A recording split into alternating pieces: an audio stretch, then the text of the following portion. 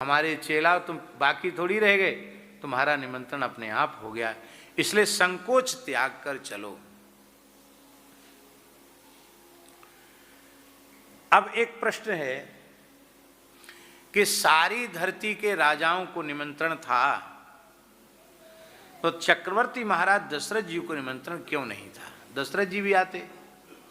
अरे कुछ नहीं तो स्वयंवर के लिए नहीं आते, सौहार्द के नाते आते।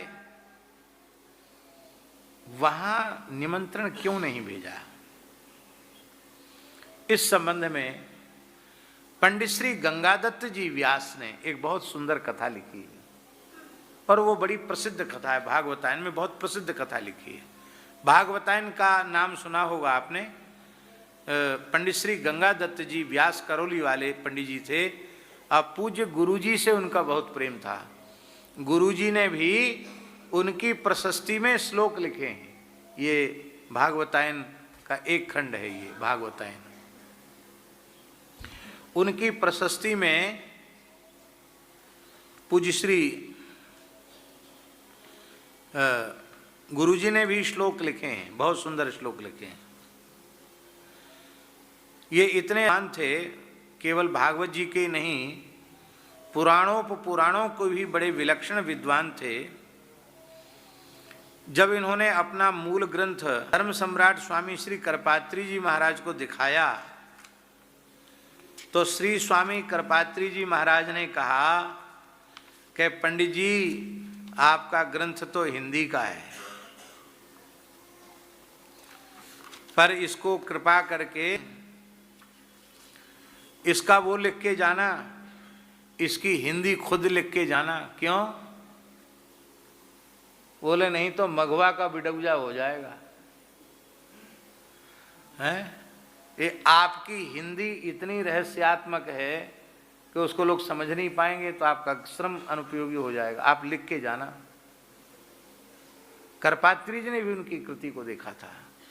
और ठाकुर जी, भागवत जी आद्योपांत उनको कंठस्थ थी, और कंठस्थ ही नहीं, विविध टीकाएं उनको उपस्थित थी, बहुत अच्छे थे। पंडित श्री गंगादत्त जी व्यास ने भी बहुत सुंदर भागवतायन लिखा है। वक्ताओं को जरूर अध्ययन करना चाहिए भागवतायन का। तो उन्होंने लिखा है कि एक बार जनक जी का वह पुष्पोद्यान वाटिका सूख गई।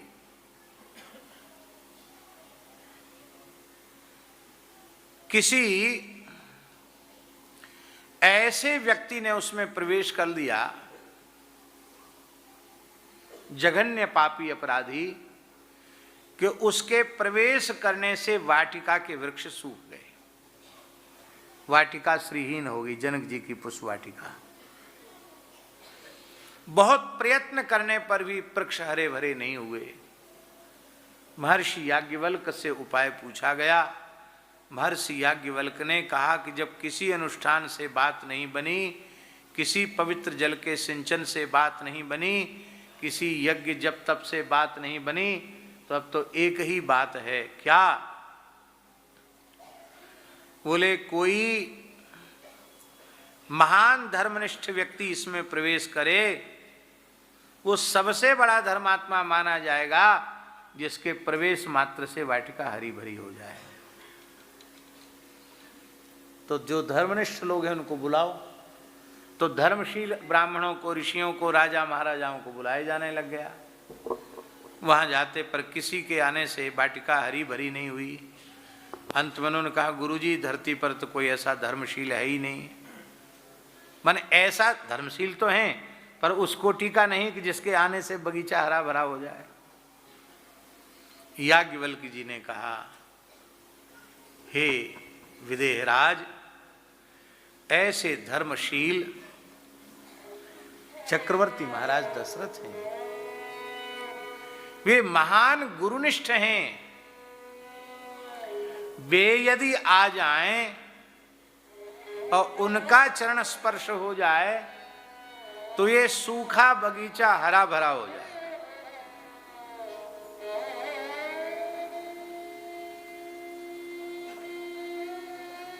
ठीक है, न्योता भेजो। दशरथ जी को निमंत्रण भेजा। वेदो दशरथो नृपा, ये साक्षात मूर्तिमान वेद है।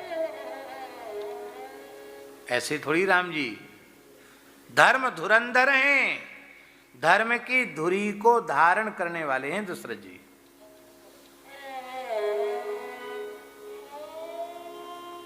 दशरथ जी को जब निमंत्रण आया कि आपको अपने पदार्पण से वाटिका को हरा भरा करना है, भी संकोच आ गया।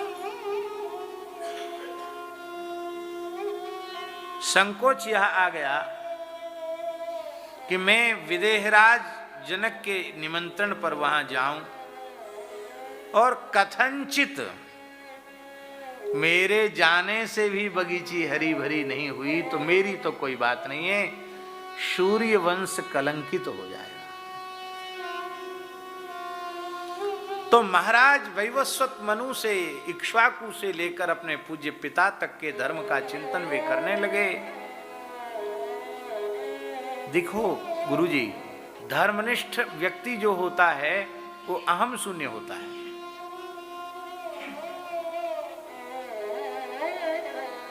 बहुत सरल परिभाषा है। जब तक अहंकार है तब तक भीतर पाप है। पूर्ण निष्पाप हो जाएगा तो अहम शून्य हो जाएगा। संपूर्ण पापों की जड़ है अहंकार। अहंकार नहीं रहेगा तो ही निष्पाप होगा। अहम शून्य हुए बिना न ज्ञान का प्रकाश होगा न प्रेम का प्रकाश होगा। सारे दोषों की जड़ है अहम। इसी को कपिल भगवान ने कहा, अहम ममाभिमानोत्थैः काम लोभादि भिर्मलैः वीतम यदा मनःशुद्धम अदुःखम असुखम समम। सारे विकारों की जड़ है अहम और मम। दशरथ जी दीनता में भाव में थे, जाएं न जाएं क्या करें। अब दशरथ जी ने भी बस वहीं स्नान ध्यान कर लेते, वहीं अपना संध्या गायत्री कर लेते, बाहर मिलना जुलना दरबार में जाना बंद कर दिया और मन की पीड़ा किसी को बताते भी नहीं।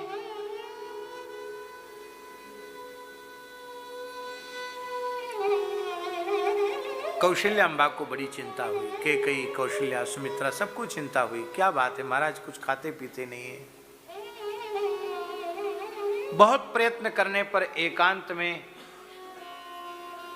श्री दशरथ जी ने अपने मन की वेदना कौशल्या जी को बताई।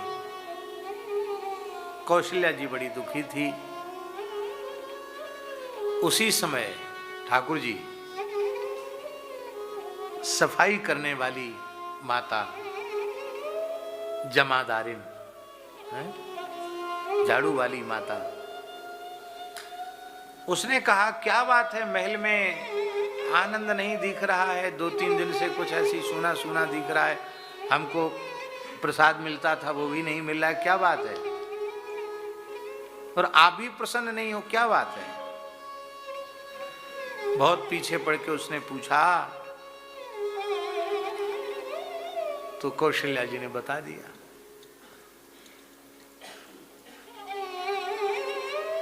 ये बात है। इतना सुनते ही वह माता बोली, अरे इतनी सी बात के लिए धर्म मूर्ति, धर्म धुरंधर राजर्षि चक्रवर्ती महाराज दशरथ जी को वहां तक जाना पड़ेगा। अरे यही ना याज्ञवल्क्य जी ने कहा है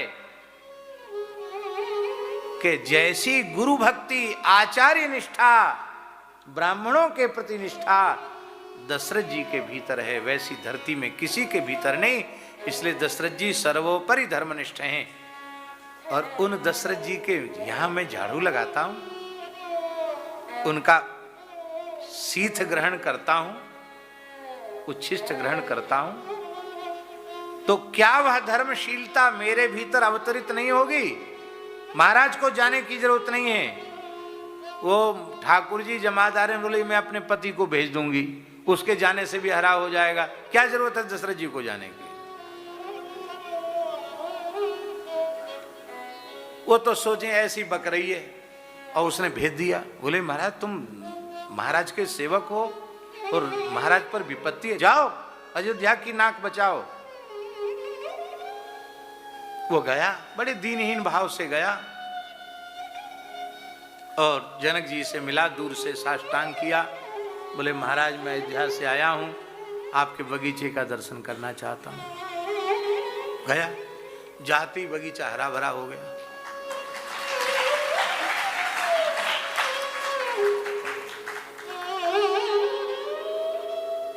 वो तो लौट आया, महाराज बहुत कुछ नहीं लिया उसने, बोले बस हमारे राज्य की लाज बच गई, हमारे महाराज की इज्जत बच गई, बस बहुत है, हमको कुछ नहीं चाहिए।